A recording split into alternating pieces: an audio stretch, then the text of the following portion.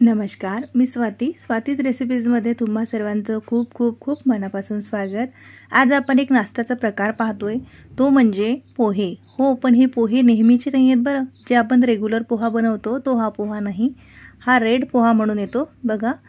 मला हा डीमार्टमध्ये मिळाला होता आणि याचे फायदे मी आधी वाचलेले होते। जसं रेड तांदूळ खातो आपण, रेड चावल, त्याचे कसे अनगिनत फायदे आहेत, तसेच या पोह्याचे सुद्धा फायदे आहेत आणि थोडंसं चवीला सुद्धा वेगळे राहतात। नेहमीचे तेच पांढरे पोहे खाऊन जर कंटाळा आला असेल आणि काहीतरी वेगळं करायचं असेल तर हा पोहा तुम्ही नक्कीच ट्राय करू शकता। इथे बघा, या पोह्याला भिजवताना थोडीशी वेगळी पद्धत राहते। आपण आपला रेग्युलरच पोहा जो भिजवतो तो पाण्याने ओला केला की तो लगेच भिजला जातो, पण हा पोहा तसा नसतो। हा थोडासा जाड येतो, तर याला भिजायला थोडासा वेळ लागतो, म्हणजे त्यापेक्षा 3-4 मिनिटं जास्त असं समजून चला तुम्ही। तर चला, सुरुवातीला आधी आपण जसे पोहे धुतो तसे धुवून घेऊयात। हे पोहे स्वच्छ धुवायचे। याच्यावरती ना अशी थोडंसं लाल कलरचं पाणी निघतं बघा, बघू शकता। तर आता आपण हे स्वच्छ 1 ते 2 पाण्याने हे पोहे धुवून घेऊयात। हे पाणी टाकून द्यायचं।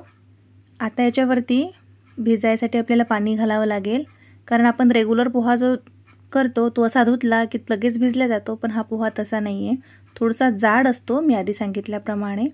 तर याच्यावरती अगदी थोडंसं, जसं तुम्हाला व्हिडिओमध्ये दिसते तेवढं पाणी घातलेलं आहे, अगदी थोडंसं। हे पाणीसुद्धा आपण नंतर काढून घेऊयात।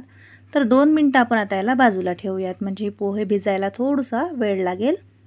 तोपर्यंत आपण इथे कटिंग चॉपिंग काही आपल्याला लागतं ते करून घेतलेलं आहे। जसं लांबट आकारात कांदा कापून घेतलेला आहे। या पोह्यांमध्ये कांदा थोडासा जास्त घालावा। मटार घालते मी, हे रेग्युलरच मटार आहेत, फ्रोझन नाही आहे। फ्रीजमध्ये असेच ठेवले होते तर त्याला मोड आलेत बघा। आणि शेंगदाणे घेतलेले आहेत।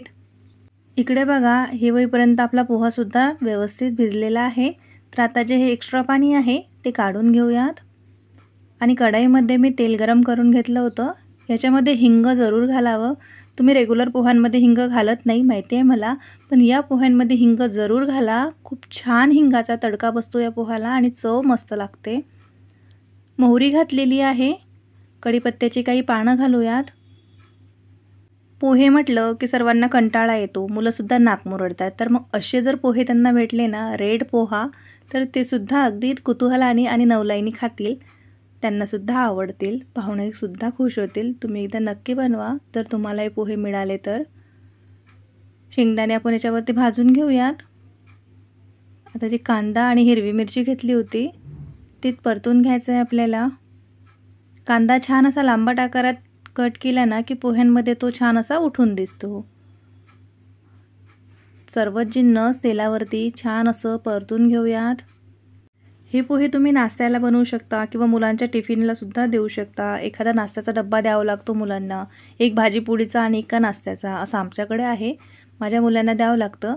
तर मग अशा वेळेस नाश्त्यामध्ये जर तुम्ही हे पटकन पोहे बनवले ना तर छान वाटतील। आणि रेड पोहा असल्यामुळे तो दिसायला सुद्धा सुंदर दिसतो। मटार जे घेतले होते ते सुद्धा आता आपण शेवटी याच्यावरती भाजून घेऊयात, कारण मटार भाजायला जास्त वेळ लागत नाही, म्हणून सर्वात शेवटी घातलेले आहेत। परत केले 1 ते 2 सेकंद की आता याच्यावरती घालून घ्यायचं आहे आपल्याला मीठ। मीठ तुम्ही तुमच्या चवीनुसार कमी जास्त करू शकता। मी याच्यामध्ये 1 छोटा चमचा मीठ घातलेला आहे। आणि हळद पावडर घालून घेऊयात। मीठ घातल्यानंतर थोडंसं परत केलं की कांदा जरा भाजायचा राहिला असेल तर तो सुद्धा लवकर भाजला जातो। पोह्यांचा कांदा भाजताना तो अगदी सोनेऱ्या कलरवर भाजायचा नाही, त्याला थोडंसं ट्रान्सपरंट कलरचा आला की लगेच मग तिखट मीठ जे आपण याच्यानंतर घालतो ते घालायचं।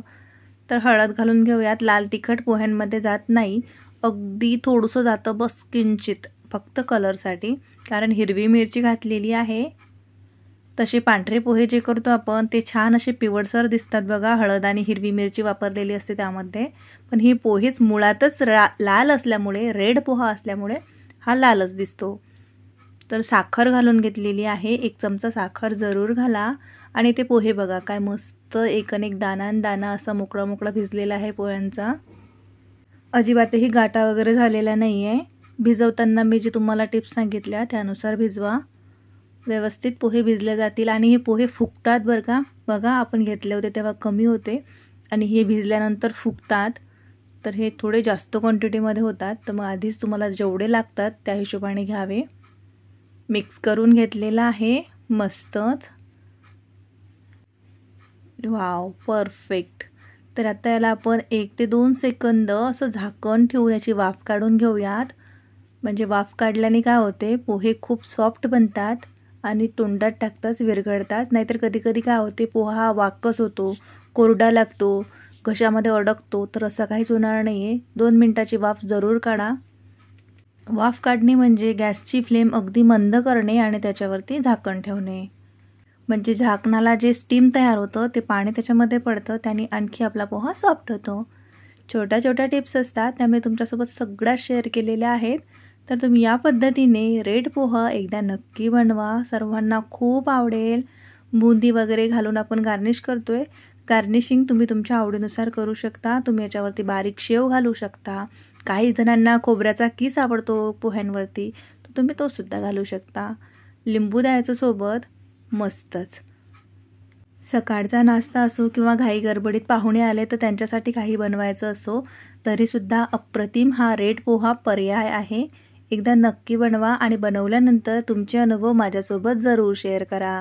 रेसिपी जर आवडली असेल तर लाईक करायला विसरू नका. सोबतच चॅनलला सुद्धा सबस्क्राईब करा. तर भेटूया नवीन व्हिडिओमध्ये. तोवर नमस्कार.